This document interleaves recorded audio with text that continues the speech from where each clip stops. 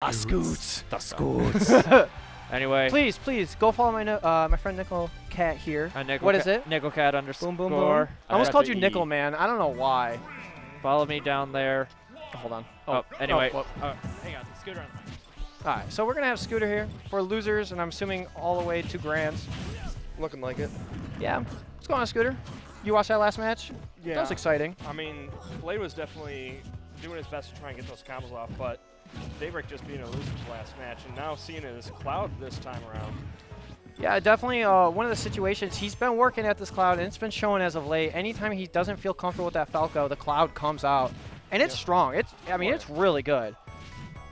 Yeah, and this is definitely going to be a challenge for LOE1 because Luigi can struggle with Cloud, but if LOE1 can get Daybreak off the stage, Luigi has the tools to get rid of his recovery pretty easily. So. And we actually saw this a little bit earlier when, I think it was Daybreak and LOE1. When LOE1 up-beat, he came down and just jabbed him at the ledge and had no jump, and he just died, basically. So, like, if Daybreak can avoid those situations, I feel like the matchup is pretty nice in his favor, though. Yeah, because if he can space correctly on Luigi's shield, there's not much Luigi can do, because if he doesn't power shield every single hit, he's just going to go sliding to the edges of the stage. Yeah, he keeps just pressuring his shield with all those quick aerials, and he just slides. But Daybreak, gonna die, gonna try to recover there with the up B. He's like, he's trying to take LOE1 with him. He's like, come on, man. Yeah, he was worried about getting Tornado Gimp there, so he pulled it off a little bit earlier than he needed to. Gonna have almost a full limit by the time LOE1 comes back. He definitely doesn't want to use this limit on the stock, though.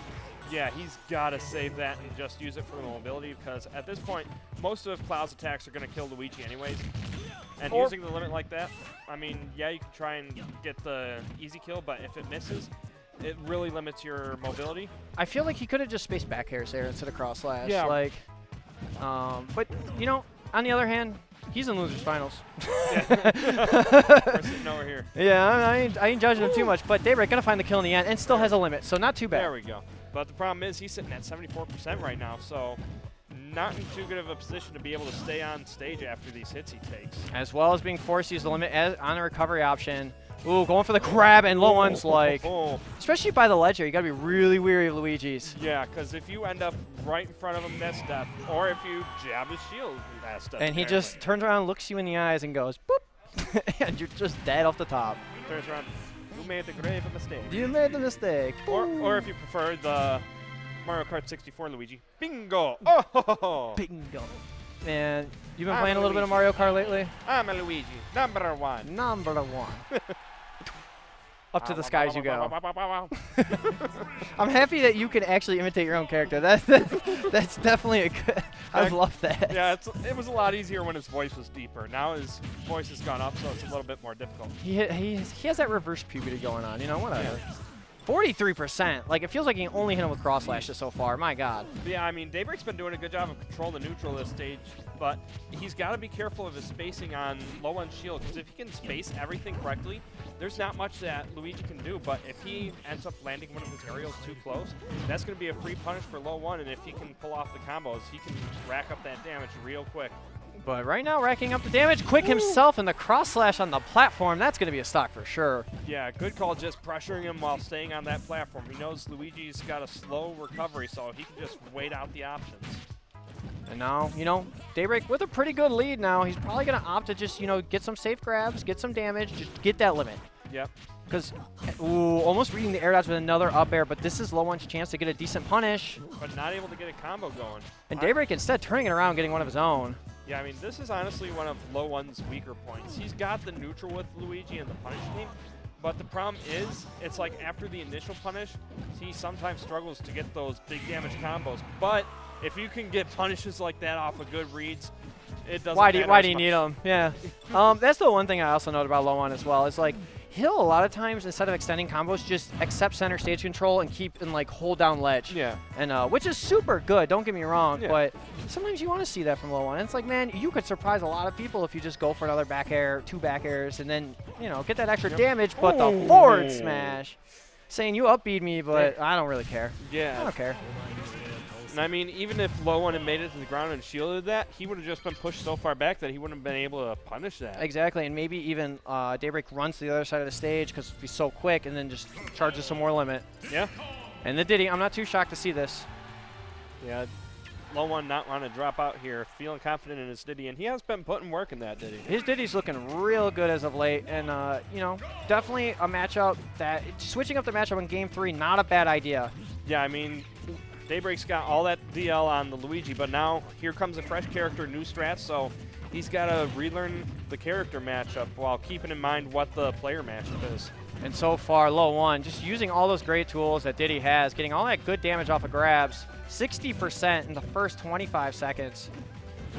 But Daybreak going to get a grab of zone into the forward tilt. That's a good, nice little conversion there, low percent. Yeah, I mean, any damage you can tack on is good damage. Oh, yeah, definitely. And now Daybreak with the limit, but LOE1 not caring too much. Ooh. Only, what was that, like first hit of forward smash? He just ran right through it? I mean, why not? Yeah, why not? Smash 4 physics. Yeah. It's acceptable. Ooh, the down tilt.